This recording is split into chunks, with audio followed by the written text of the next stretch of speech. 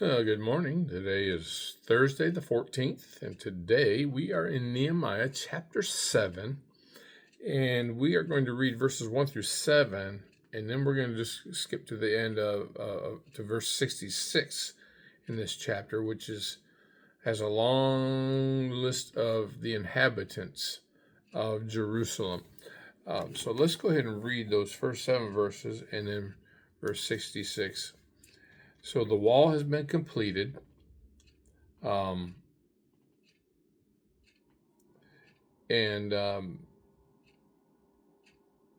says here, then it was, when the wall was built and I had hung the doors, when the gatekeepers, the singers, and the Levites had been appointed, that I gave the charge of Jerusalem to my brother Hanani, and Hananiah, the leader of the citadel, for he was a faithful man and feared God more than many. And I said to them, do not let the gates of Jerusalem be opened until the sun is hot.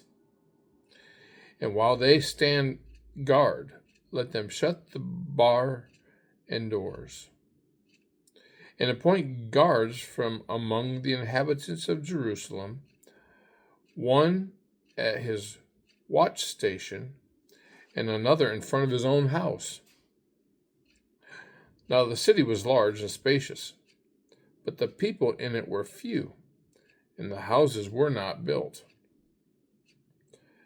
Then my God put it into my heart to gather the nobles, the rulers, and the people, that they might be registered by genealogy. And I found a register of the genealogy of those who had come up in the first return. That's listed in the book of Ezra, chapter 2. And found written in it, these are the people of the province who came back from the captivity, and those who had been carried away, whom Nebuchadnezzar, the king of Babylon, had carried away, and who returned to Jerusalem and Judah, everyone to his city. Those who came were Zerubbabel, were Jeshua, Nehemiah, Azariah, Rehemiah, Nahamani, Mordecai, Bilshan,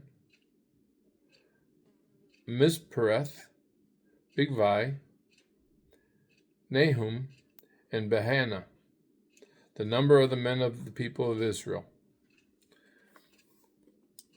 And in verse 66, after a whole list of names that are hard to pronounce, it says, altogether the whole assembly was 42,360.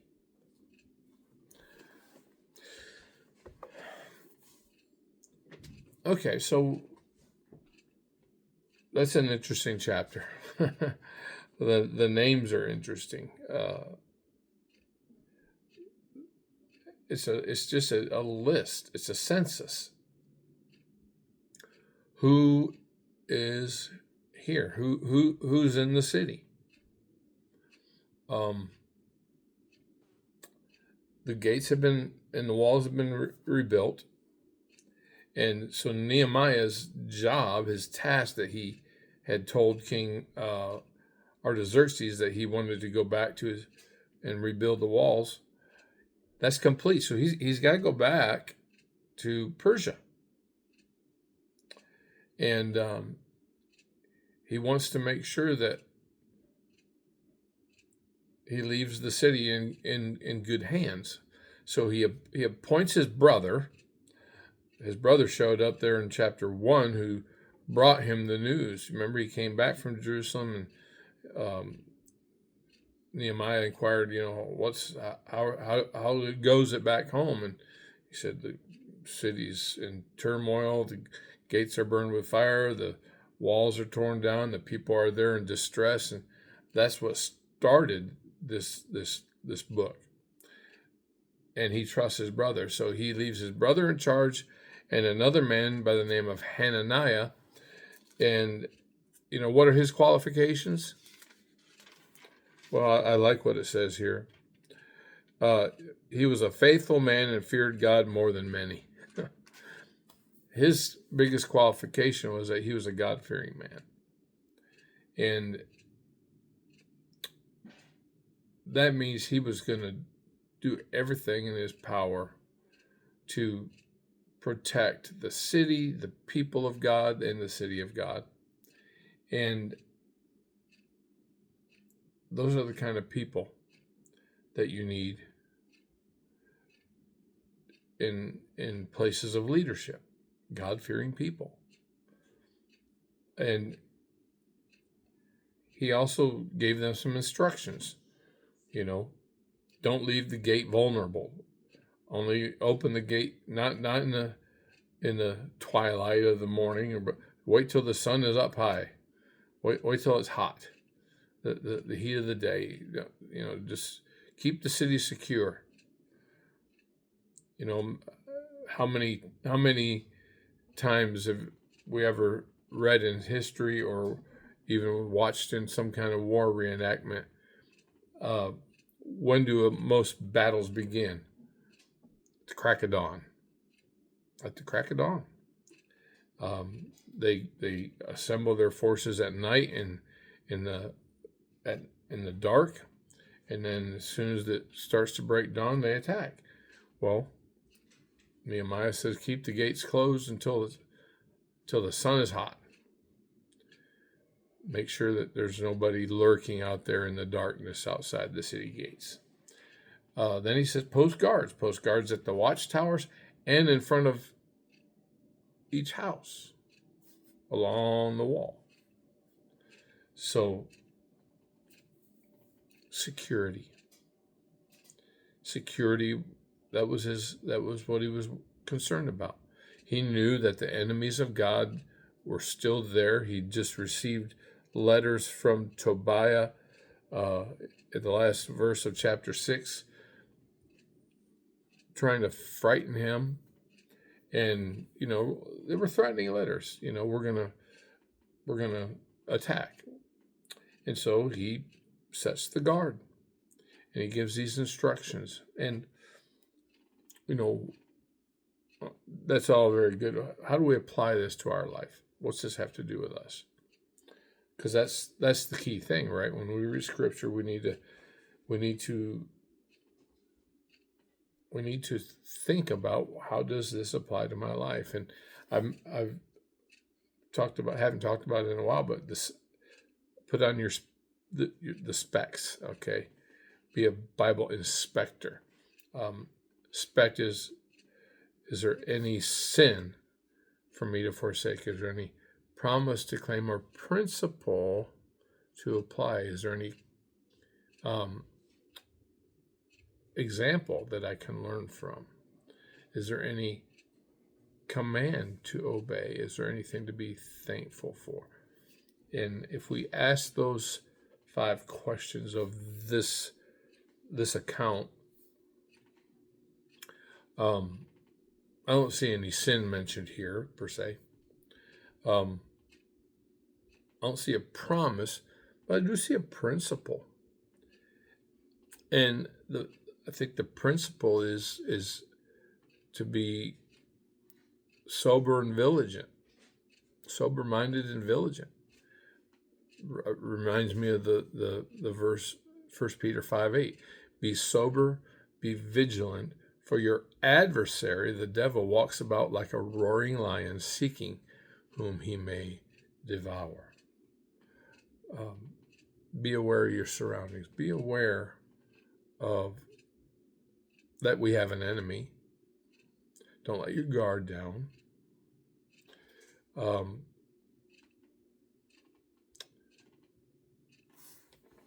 And I think there's also, it's in there, but he says, keep the gate shut until the sun is hot, because enemies often attack at dawn. Okay? And I think there's a principle there, and it's this.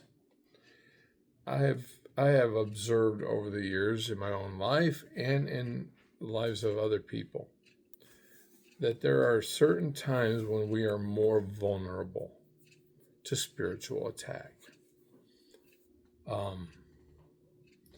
I've had people call me at night, and they were drunk, and they were alcoholics who struggled, and it's a pattern, and the pattern usually goes like this. I worked all day and I'm tired, and on the way home I stopped by and picked up a cold one, and it wasn't just one. Or I went to the bar on the way home I stopped with my buddies on the way home, and one drink turned to two, and we were having a good time. Next thing you know, and identify the pattern and safeguard against it. Don't go there after work if that's the time where you fall into the same pit every day. Find a different way, a different route, a different routine. So that's, I think, a principle we can apply to our life. We need to be aware of the enemy and when he's liable to attack so that we can safeguard against those attacks, okay? So no sin to forsake here. Principle of knowing your enemy and knowing your weaknesses. Is there an example to learn from? Well, look, Nehemiah, he's choosing people that he trusts to safeguard the city. And the people he chooses, one is his brother, he knows his character, and the other is Hananiah, who is a man who feared God. And I think that's wise leadership.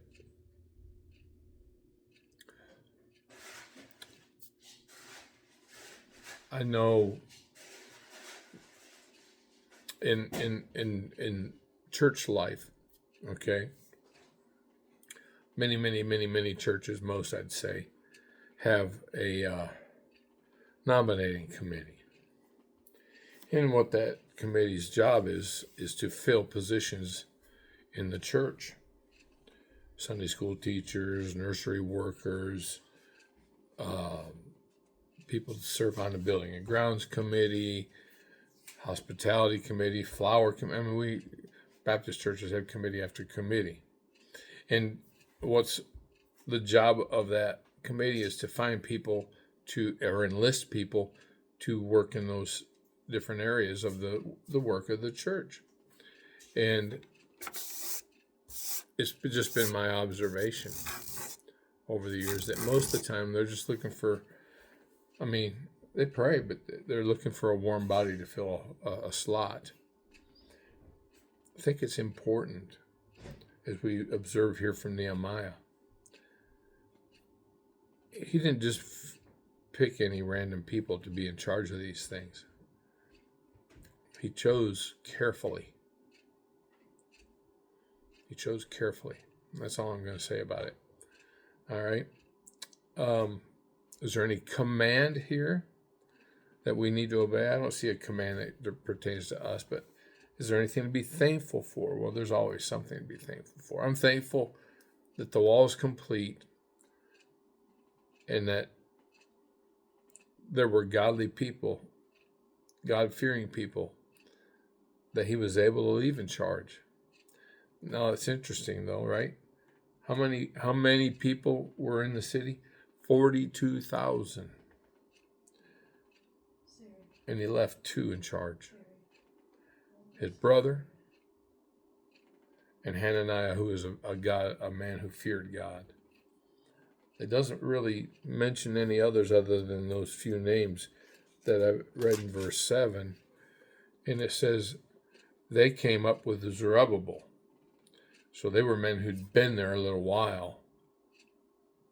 So they were established in the community. The rest of the names that are listed in this chapter,